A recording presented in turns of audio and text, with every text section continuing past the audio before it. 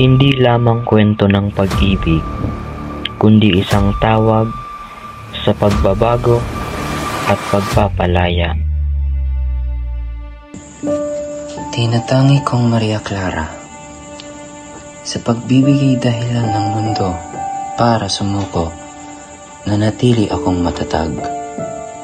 Sa aking pagkalito kung hindi na tama, nanatili ako sa aking nararamdaman. Sa kabila ng hindi pagsang-ayon ng pagkakataon, nanatili akong nag-aalab sa pagmamahal. Kahit na pinaglayo tayo ng tadhana, nanatili akong lumaban. Kung ang pananatili pagiging isang martir, akong si Crisostomo ay mas piniling lumaban kahit nasa dulo'y talo.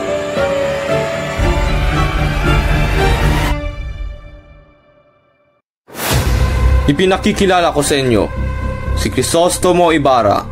Sigurado ako na nasa ilalim na ng lupang isang iyong na pagkalalim-lalim, abot doon sa impyerno. Gusto na kayong paninira ng buhay sa akin! Lumayo kayo kung ayaw nyo madamay! Bahala na ang may kapal sa mong gagawin ko sa'yo sa pagbabasto sa pagtagsil sa aking ama! Gusto na! At talaga sasagot ka pa? Aray ko po! Tama na po! Tama na! Gusto mo ng gulo? Pagbibigyan kita, Senyora Espantanya! Labandera ka lang naman noon ng bihag mong asawa!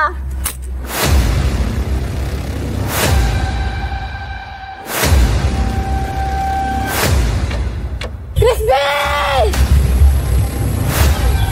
Naku!